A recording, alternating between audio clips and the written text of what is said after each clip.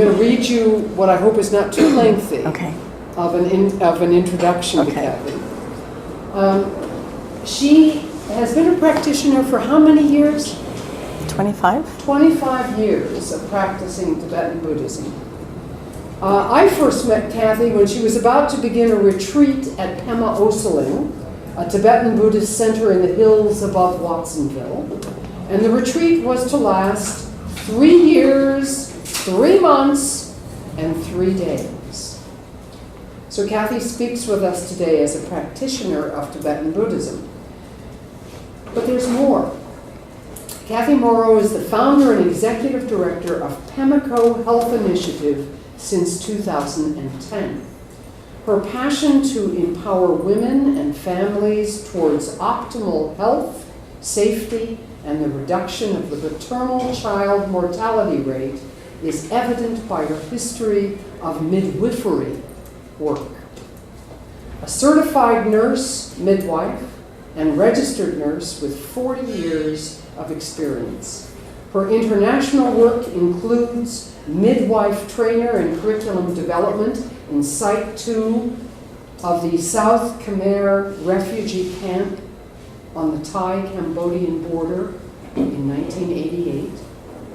Midwife trainer in post-war Kosovo, developing a training manual to open 3 women's wellness centers. And the protocol that she developed for the short-term stay shelter for trafficked women and girls, 2001 and 2003. And a trainer in Cambodia on the holistic model of trauma recovery, 2009. The Pemako Health Initiative is a holistic model for family-centered care founded on the belief that every family has the fundamental right to have access to health care, clean water, and for every woman to have a clean and safe birth experience. Kathy is about to go to Pemako in how long? In October. In October. So that's why I was so pleased when she said she would squeeze in this guest lecture today. So please welcome Kathleen Morrow. So I'm happy to be here. I spoke last year, and it was a really positive experience for me and also the students. So I think she's told my background, so we can just go from there.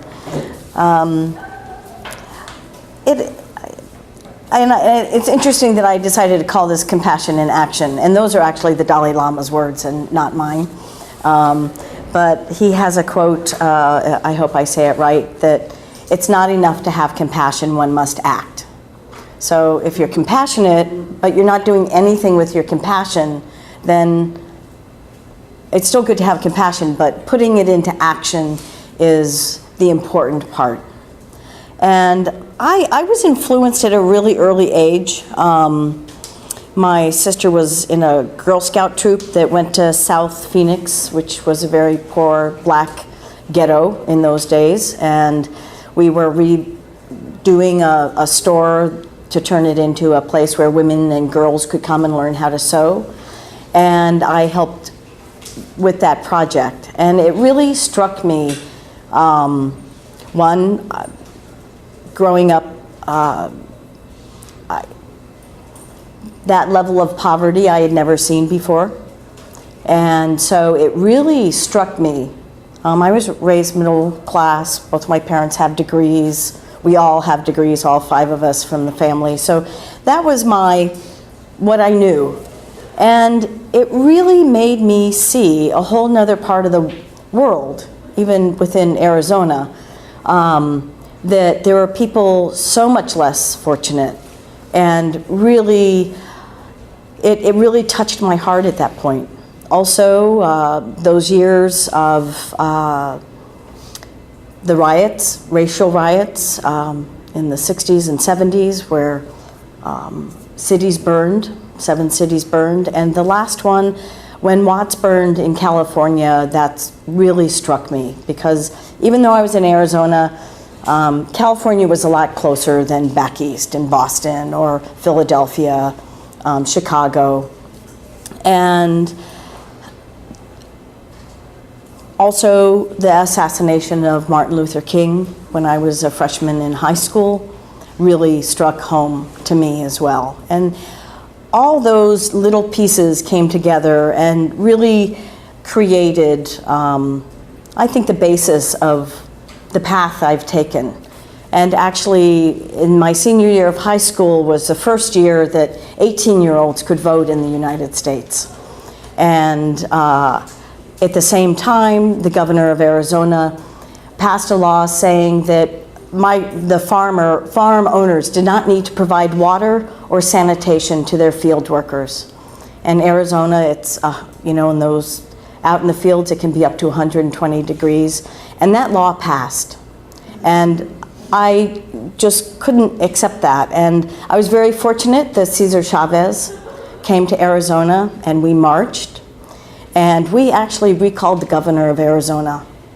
And that also showed me that you can change things. Even as an individual, when you have an idea, when you have your heart set and your mind set, you can find the right people to make things happen. And I think that's why I have the courage to have gone to Pemako on Buddhist pilgrimage in 2009 and walked up. Some of the villages were 8 to 12 hours of walking in a jungle to get to these villages. And 2 women told me when they were 8 years old, they watched their mothers bleed to death from postpartum hemorrhage. And being a midwife, that strikes very, oops, I hit the microphone again. That strikes, it really went to my heart. And so I left there with the commitment to come back and start an organization to not only improve maternal child health, but general health. Up in these villages, they had very little access to clean water, sanitation. Open defecation is still a practice today because they don't have enough toilets. Elderly people have no elder care. Children and adults have very little access to health care. And if you're really sick, if you can find someone to carry you 12 hours on their back to get you down to Tuting, there's a small hospital that has no emergency services and almost no medications available. And then it's another 10-hour Jeep ride to get down to the district hospital in Yingqiang. And then it's another 2 days to get down to a district hospital. So this is a really remote situation. And although I can't provide all the services right now because I don't have all the funding I always need, but I have managed to train women to be maternal child health workers in 7 villages, and we're hoping to expand into 10 by the end of this year. And then men, as family health care workers, they provide basic first aid, and they're building toilets and water filtration systems. And that has been really my focus since I started the organization. I'm a nonprofit organization in the United States. I'm a registered charitable society in India. And I spend at least 3 months out of the year in Tuting. And we'll go through a little, I'll go through the PowerPoint a little bit.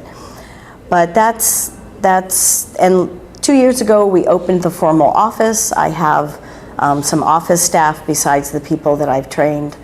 And it's going very slowly. It's very difficult to get things done in India, but if one has perseverance, slowly, as they say in India, slowly, slowly. So this is where Tuting is. And what's interesting about this photo is I highlighted the area green, and that's Arunachal Pradesh. It's a disputed state with China. So it's a hotbed between India and China. And if you notice, there's just this little tiny piece of this little isthmus. It's only 22 kilometers wide that joins it to the rest of India. And the people that live there's 7 states in that area, and they always refer to India as the mainland. They don't feel part of India, really. There are 101 different tribal groups. I work with 4 of them, and they're the Adis, the Mishmi, the Memba, and Kamba. The Memba and Kamba have Tibetan roots, and they practice Tibetan Buddhism, and they practice the Nyingmapa lineage, which is what's called the Dujum Tersar by His Holiness Dujum Rinpoche, who's now passed, but his incarnation is living in Nepal. And then the rest are a wide variety of tribal groups, and there's too many for me to name.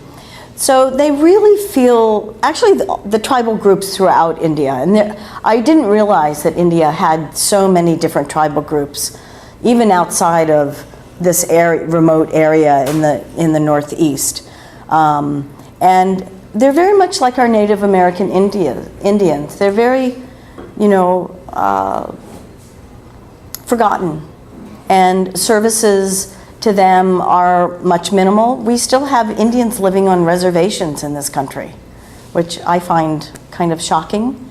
And their access to health care, there's lots of services that supposedly are there on paper, but do they always happen? Not really, because disenfranchised people usually end up at the bottom.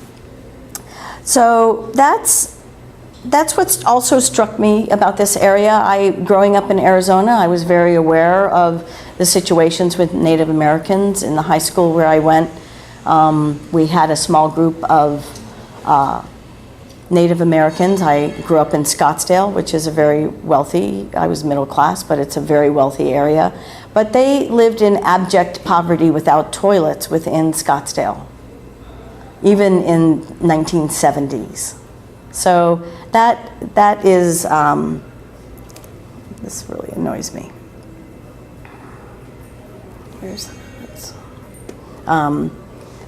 So those were also things that affected me as I was growing up in high school, seeing these Native Americans. So I feel like that's also what's drawn me to this area, is to help the indigenous people within India as well. Working in Site 2 South really changed my life. I had an opportunity in 1988. I had finished graduate school. I was just not totally content with what was happening. And actually, I saw the movie Good Morning Vietnam. If none of you have watched it, it's an important movie to see in your lifetime. And when I came out of the theater, the first thing I said to myself is, what can I do to change how do I adapt to what happened, and what I could do to do something positive in exchange for what we did to the Cambodian people. And I won't go into lots of details. You can look up the Vietnam War and look at how Cambodia was treated. Site 2 South had 350 deliveries a month, but there were 300,000 people in 5 square miles in refugee camps. There were 7 along the border.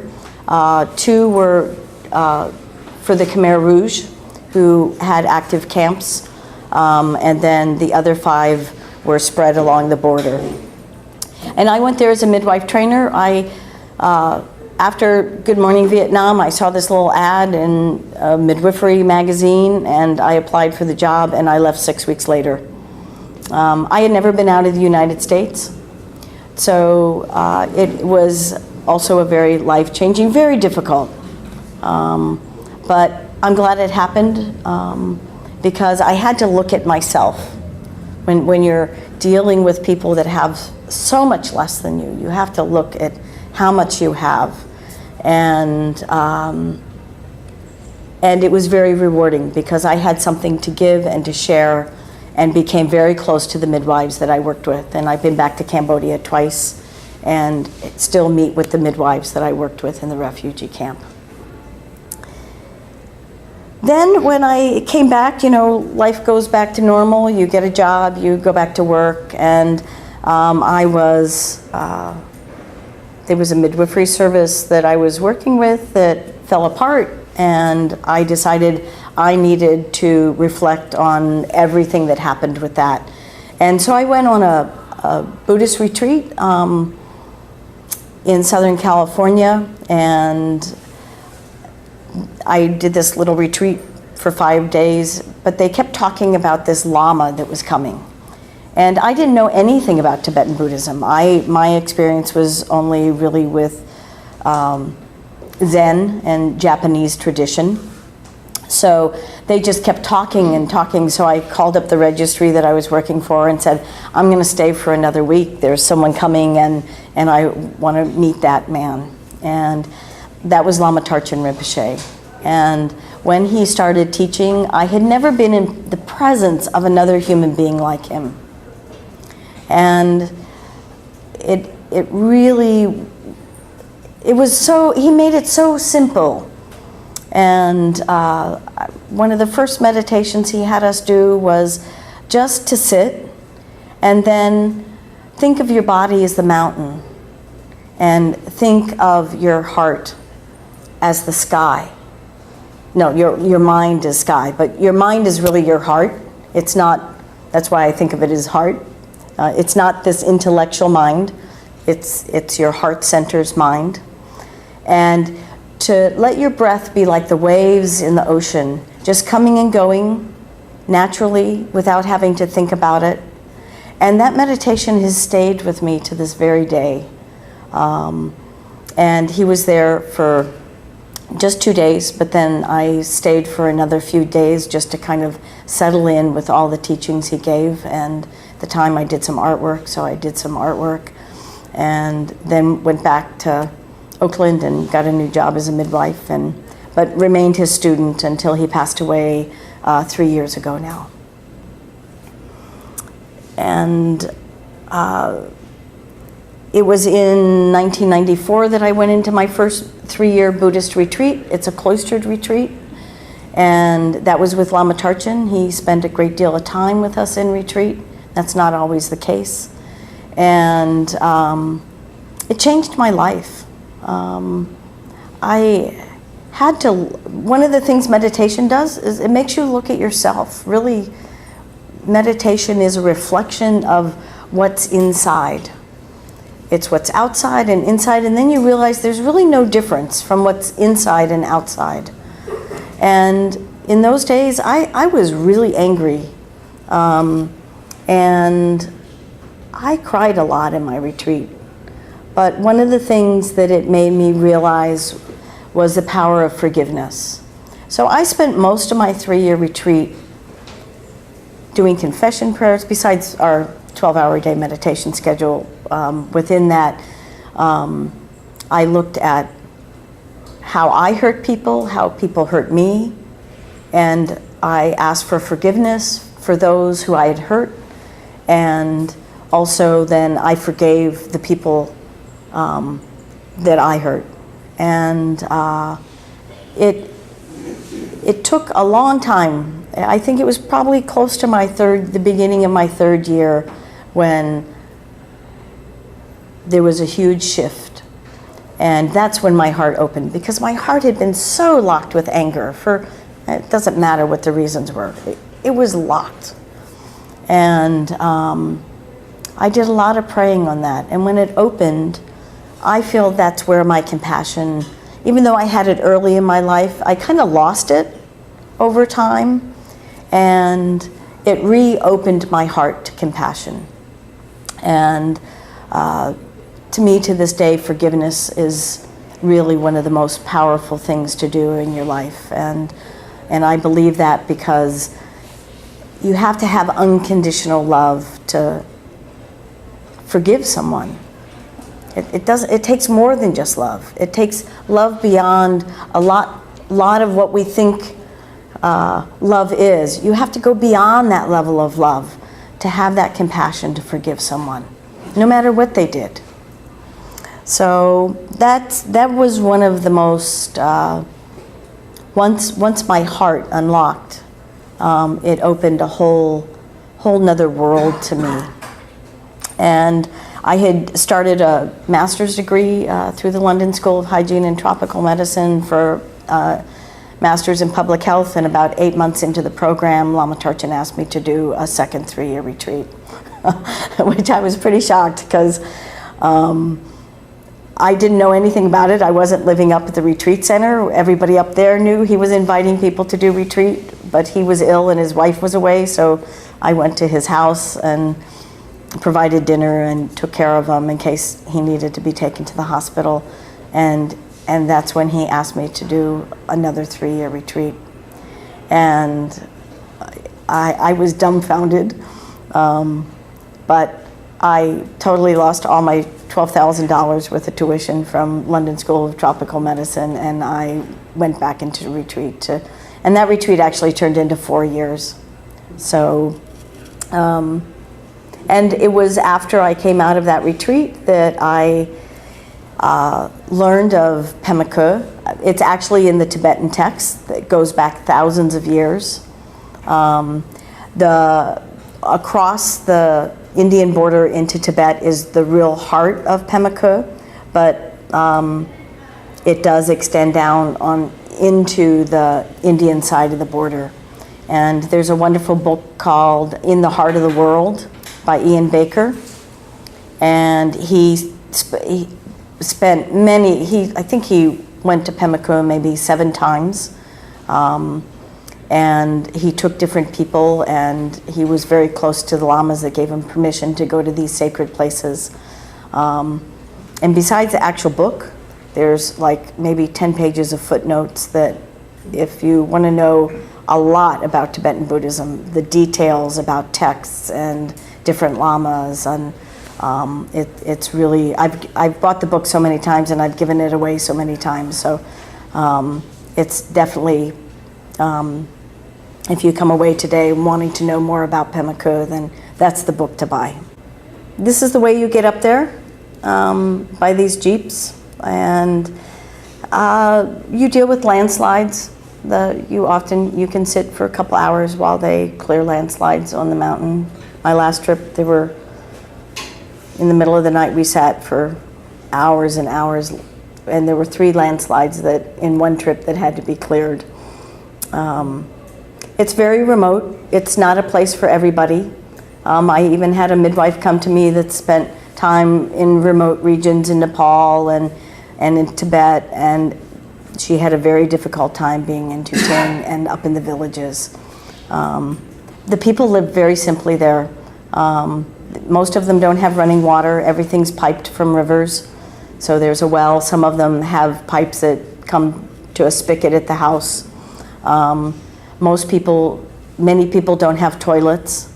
And they live very simply. They grow their own food. They have some animals, but they don't milk their cows. They don't milk their goats. They don't know how. Nobody's ever showed them how to milk an animal. That's just not been in their tradition.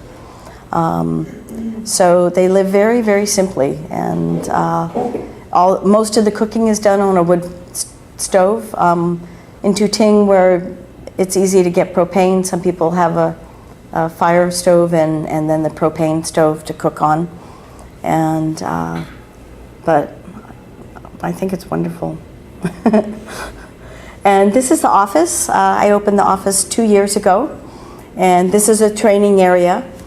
So mostly I'm not training midwives, I'm training local people to have basic skills that they can, especially the women, to help women get down to their prenatal visits at the hospital.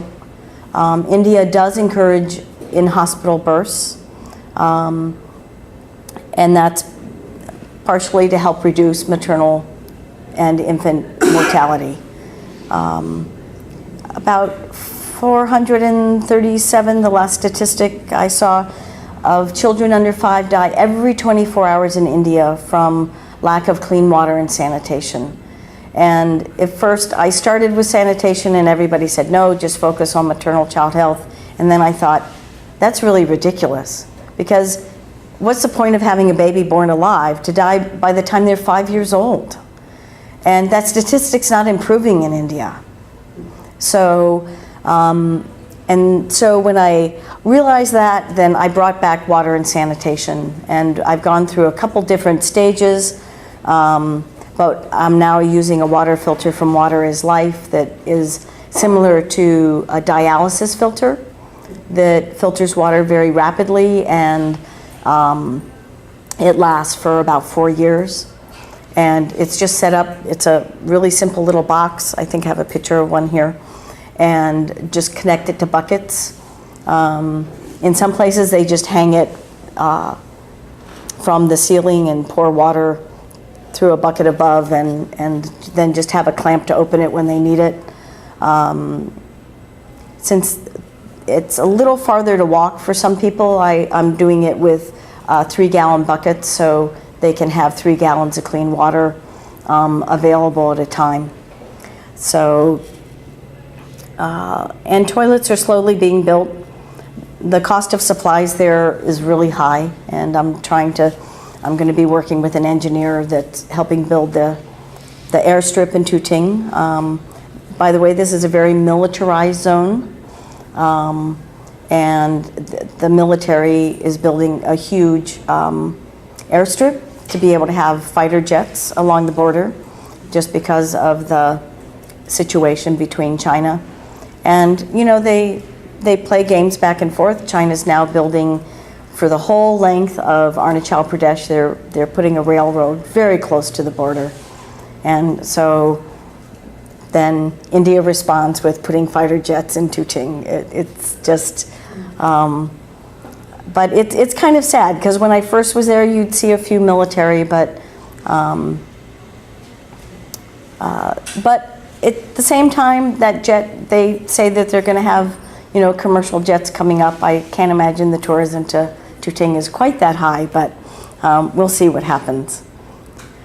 This is the bridge that I get to walk across. Tuting is on the far side, and then you walk across, and that's the Siang River. The Siang River originates as the Sangpo in Tibet, in Mount Kailash. It's one of the 3rd largest rivers in the world. It comes all the way across from eastern Tibet, or western Tibet across. And then just above Tuting, there's this oxbow curve, and the river comes down and goes straight. And once it crosses into Arunachal Pradesh, it's the Siang River. And once it crosses into Assam state, it becomes the Brahmaputra, which is more known by most people. So it's a very long river. And they now have some ferries too, so you don't always have to walk across the bridge. It's not my favorite thing to do. And also when you're going up, you walk on logs and rocks, and sometimes there's fairly decent little wood bridges, but I did my first trip fall off a log and fall into the river. Luckily, I was only 3 feet over the river, so. But I hadn't bathed for 5 days, so it was actually quite pleasant.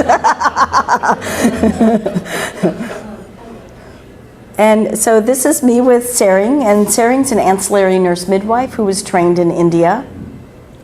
And she's from one of the villages from Paindem.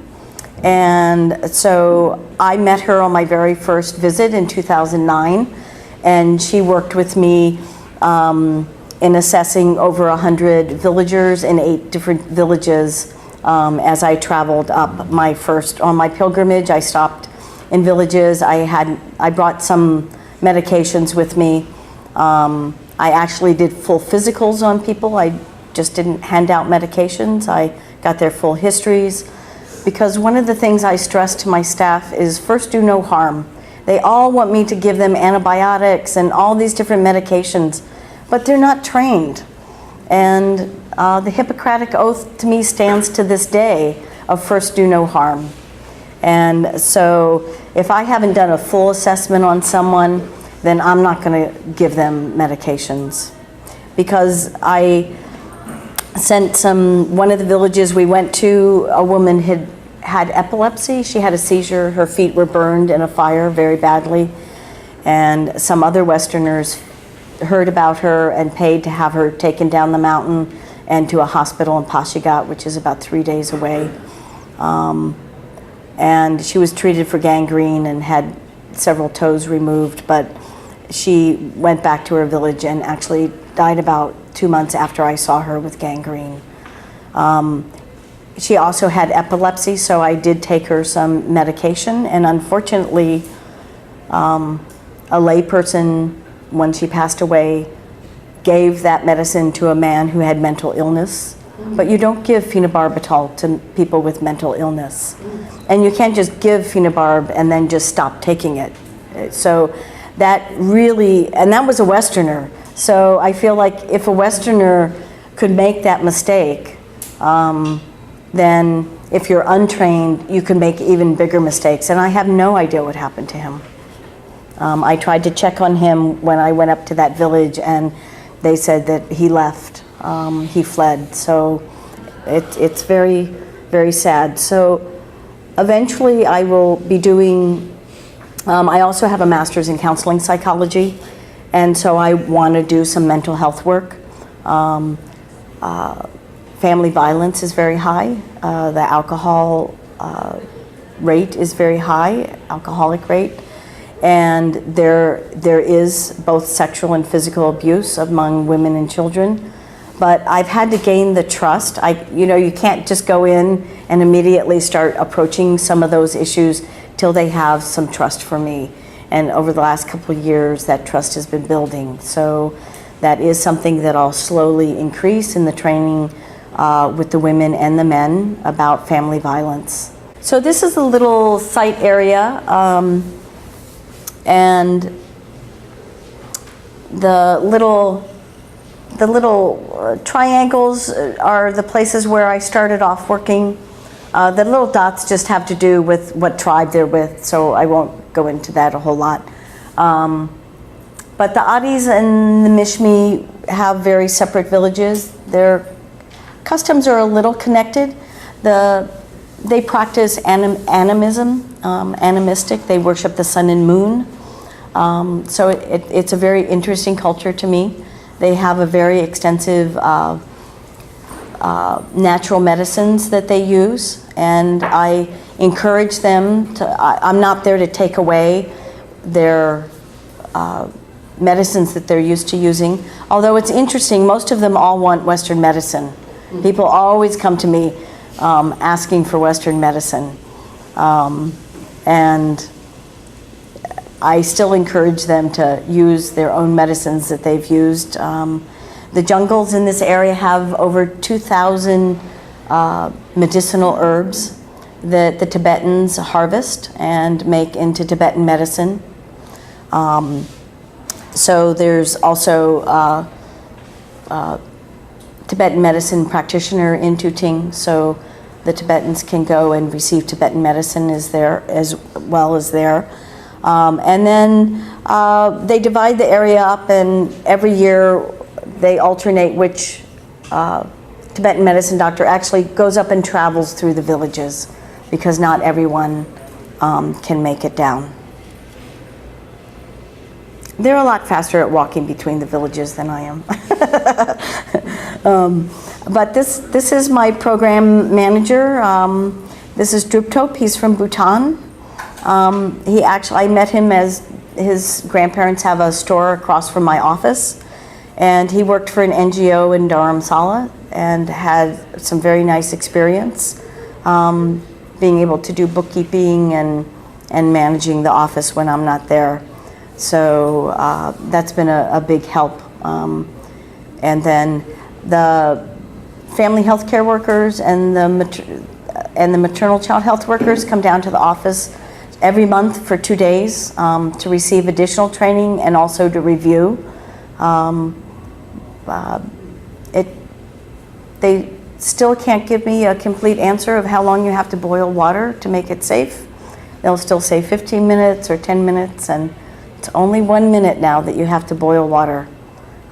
They've done enough studies that a rapid boil for 1 minute and you can have clean water. So those that don't have a water filter yet, I really stress boiling water and putting it in a clean container and keeping it separate from the water that's not clean.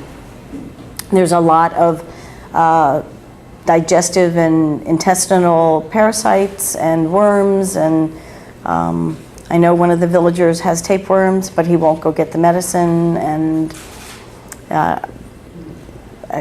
so it will eventually be very devastating to his health if he doesn't do it soon. But I can't make someone go get medicine if they don't want to go take it. So there's a lot of education on that level of hygiene, and really hygiene and clean water serves a great purpose. So much can be done health-wise by just clean water and good hygiene. And it's really not rocket science. This is Sering doing training. We teach mostly that down in her other hand is a flip chart, seeing that there's 4 different languages. Very few people speak English.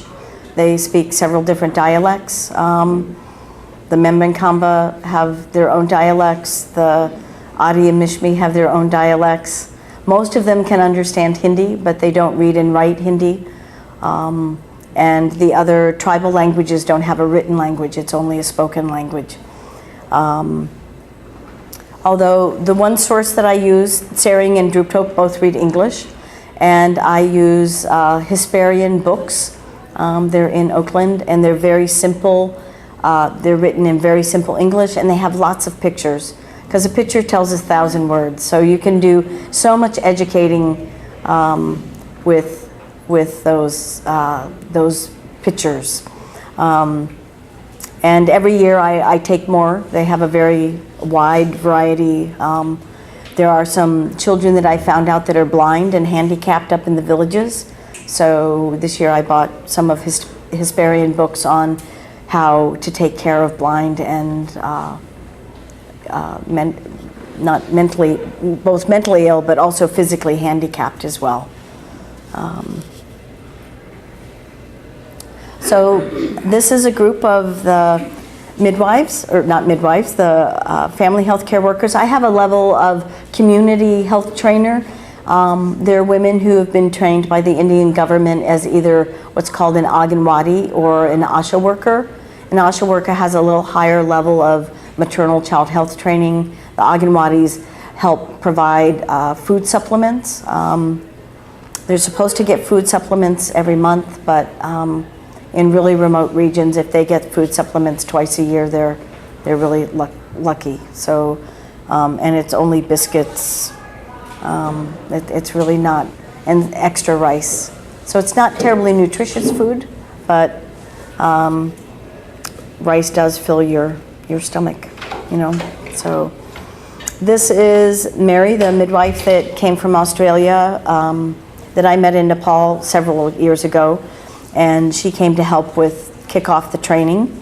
And Sering is showing how to clamp the cord after the baby's delivered, and clamping it after it stops pulsating. That way the baby gets the most blood level, and it helps the baby not develop anemia as quickly as if here in the United States we clamp the cord very quickly and cut it. We teach letting it to flow to the baby until it stops pulsating, and then clamping the cord, because that gives the baby a higher level of hemoglobin and blood volume. And so up on the wall you see all these pink packages. Those are clean delivery kits, and they are provided by a company called Eyes. They are located out of Colorado, and the birth kits cost between $2.50 and $3, and it has a clean scalpel blade, it has a cord clamp, it has a little mucus extractor, it has a clean pad, a big chuck, what we call them. It has a plastic bottom with a top, and cord ties for the baby. So, and that's something that my organization provides for free to all pregnant women that come for services. Right now they're mostly distributed to the villages where I'm working, but any pregnant woman that comes by the office would be given a clean delivery kit, whether she lives in Duting or lives in a village where I'm not working yet. And then the top row, those are newborn kits, and those were given to me. They're new, and they wanted to trial them with me. And it's just a set of clean clothes for the baby, which is really helpful. And one light blanket. And then I've bought baby blankets here and also taken them. The other thing, hopefully by next year, I'll be helping to trial their postpartum hemorrhage kit, which provides 4 doses of what's called misoprostol, which helps prevent postpartum hemorrhage. And they're waiting for the government approval to go through all the steps to be able to dispense the medicine. And actually, here in the United States, we use 4 tablets, but in India and most of the world uses 3 tablets. So the hemorrhage kits will have the medication. And what's really nice is it has a pad where the woman's bleeding, it will show the blood loss in increments, which is very helpful, because even in the United States, estimation of blood loss is, if you ask 5 people, you're going to get probably close to 5 different answers. And this way it's really graduated. And these are the men. These are some of my family healthcare workers. And in the beginning, I was going to be building biosand water filters, but it sounds so simple. But in this area, you have to buy granite rock, and then you have to have somebody sit there with a little hammer and break it up into 2 different sizes of rocks, and then you have to grind it to create the sand level, and the sand level was going to be too coarse. And so after 2 years of trying to get it together, I just decided it just wasn't going to work for there. And the belief of the people, they didn't believe that you could run water through sand and end up with clean water. Even though you wash the sand and you wash the rock, when you put it together in these buckets, they just said, but they don't trust or believe that the water could be clean. So I felt like trying to keep going with something that I didn't have the trust or the belief in the villagers. They're the ones using it. And actually my brother found an organization called Water is Life, and they're the ones that's providing these dialysis filters, and they're $3 a piece. They last for 4 years. It's very sustainable. So I'm providing the filters and the 2 buckets to do that. And so hopefully by the time I get back, they'll have 50 buckets, because you have to have 2 buckets, one for the dirty water and one for the clean water. So, and hopefully, I'm still trying to find a source in India for buckets. I'm insisting on using food grade buckets. That's part of the problem. But India now is developing, many of the bucket manufacturers now have food grade plastics, because I don't want to use non-food grade and end up poisoning people either by the dyes that they use in the buckets or the plastic that they're using. So I've really kind of held back, and I think I found at least 7 companies that make buckets within India that make food grade buckets. So I'll be shifting over. The ones I sent buckets from here before I found the resources in India. And so this is Sering teaching one of the community health trainers how to take blood pressures. There's a lot of high blood pressure. Most people don't go for treatment. So both the men and women learn how to take blood pressures. And then if they have high pressures, have them get down to the hospital to be evaluated. One of the things I'm very excited about this year is there's a company out of Boston. It's both based in the United States and India. And I never say it right, but it's Anina product. through your cell phone, through the ear jack. You connect a little box. It only costs $30, and it uses the same, you stick your finger, just like, well, some of you might not know about diabetes checking their sugar. You just do a finger stick, and then you put a glucometer and a little strip that a little bit of blood goes in, and it tells you the glucose. Well, they've designed one that not only does glucose, it does lipids, cholesterol, the whole range of lipids. It does hemoglobins. It does hemoglobin A1C for diagnosis, and it actually transmits they're providing me with the phones that will work, as well as bundling the strips and everything, and it is transmitted to Bangalore, to the lab there, and then they they text you the results back. So I went to a Yale conference last year called Innovations in Healthcare, and I did a presentation in a small group about Pemako Health Initiative, and the executive director, or actually the CEO of the company that makes these little devices, was one of the presenters. And so I've stayed in touch with them, and they'll be mailing them from Bangalore to Guwahati, where I fly into, to the hotel where I stay. They know me for a long time, so I can ship things to them and then pick it up on my way to Tuting. So that's really, I'm very excited about that, because that's some of the hospital has some equipment, but a lot of the equipment is outdated, and I'm not sure how accurate all of it is.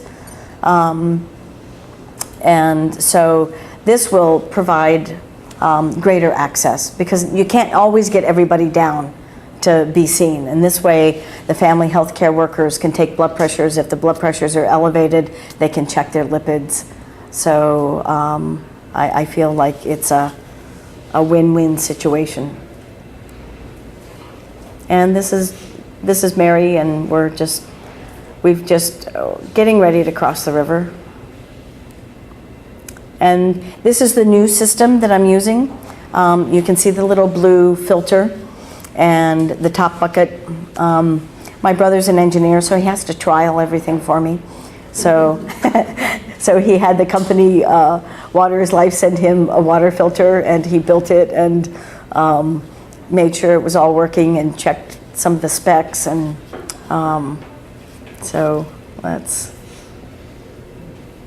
this is a typical Adi house. They tend to have a large living area, and in the middle is a large fire pit that they cook on.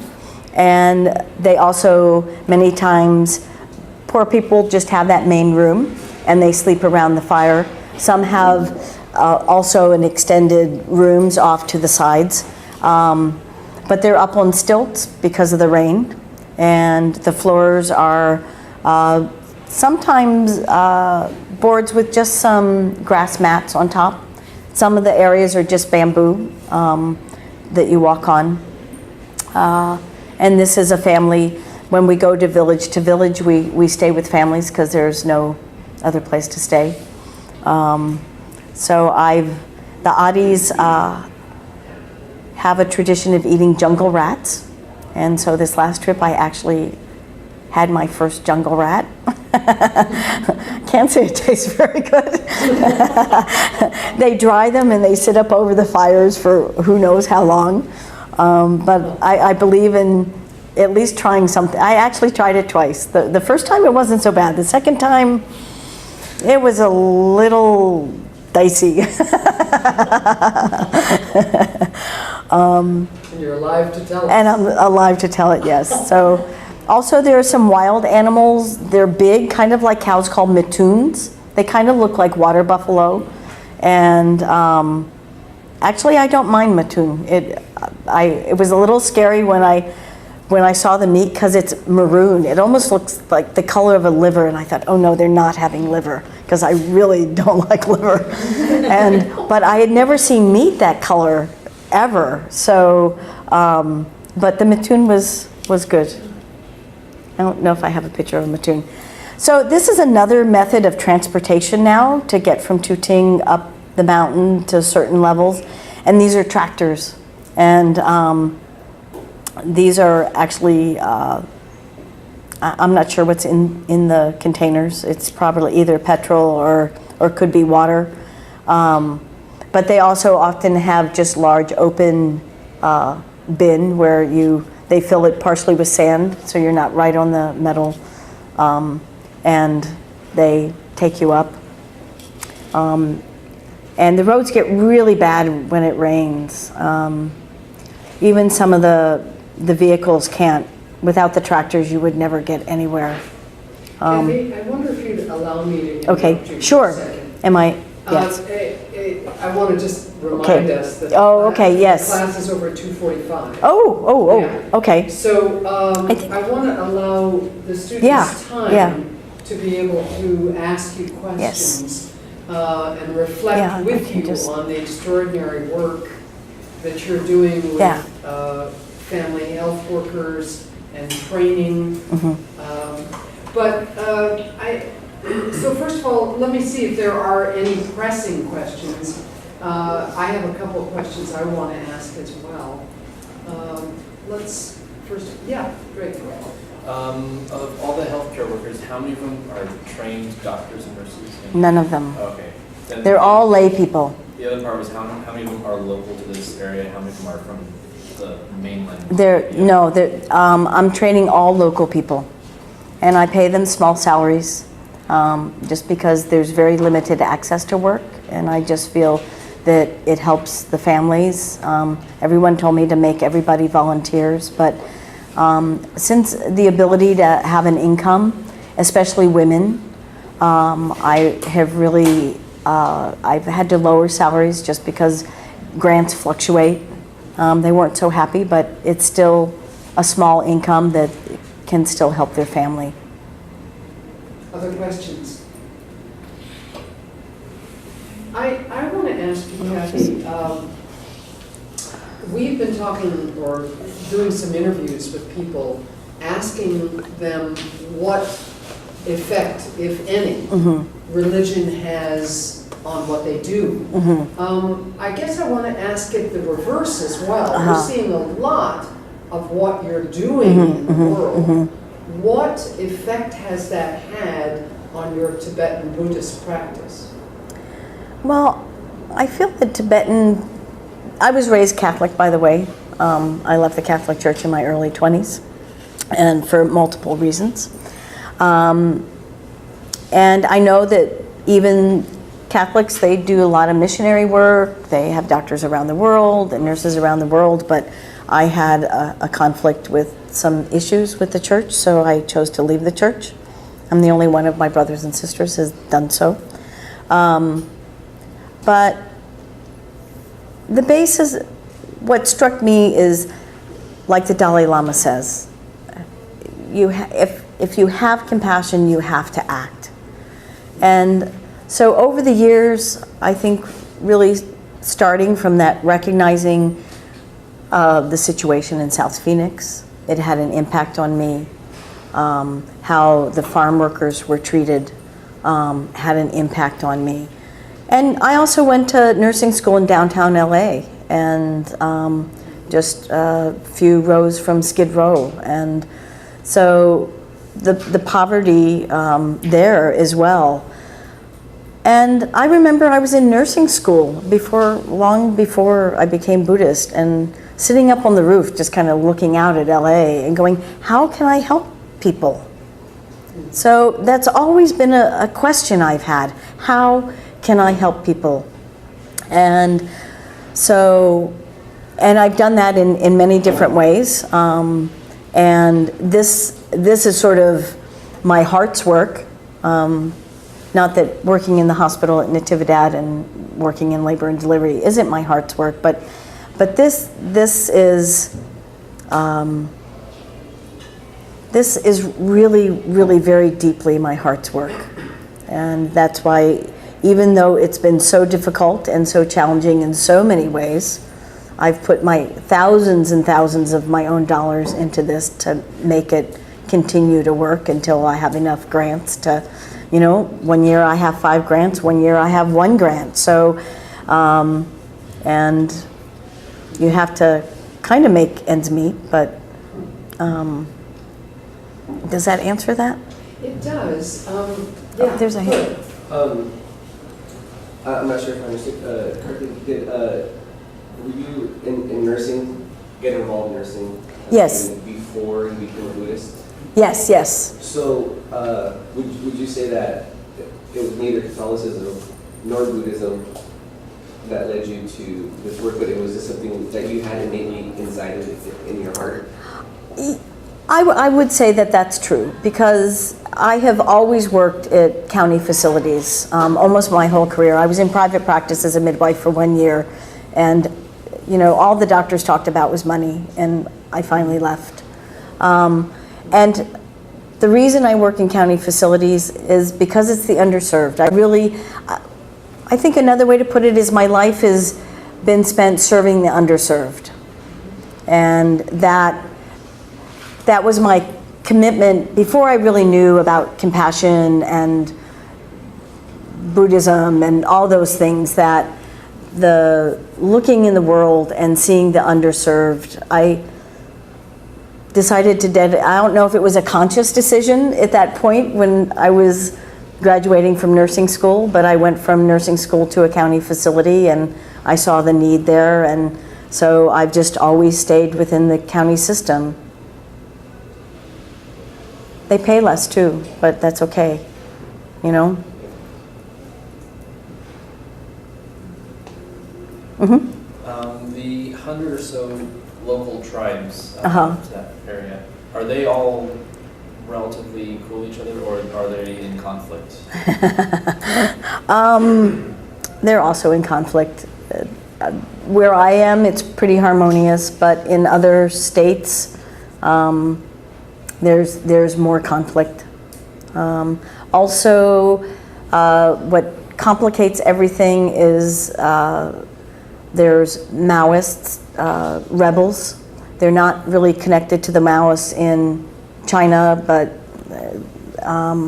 there's several. I always thought that mostly it was in Arunachal, but actually there are Maoist tribes in other parts of India as well, and so there is a lot of fighting between the tribes, the Maoists, and the military and the local police, and so there's some discussion how much they're in Arunachal Pradesh. It's actually Arunachal Pradesh, but everybody there says it Arunachal, so it's just my habit. And the Chinese like to come in, they just like to cross the borders, you know, whether it's in other areas in Himachal Pradesh, or they just, even if they just cross the border and sit there for 2 weeks, and then it takes them a long time. They're in the jungle, so it's not like you find them that easily, but it's just this contention.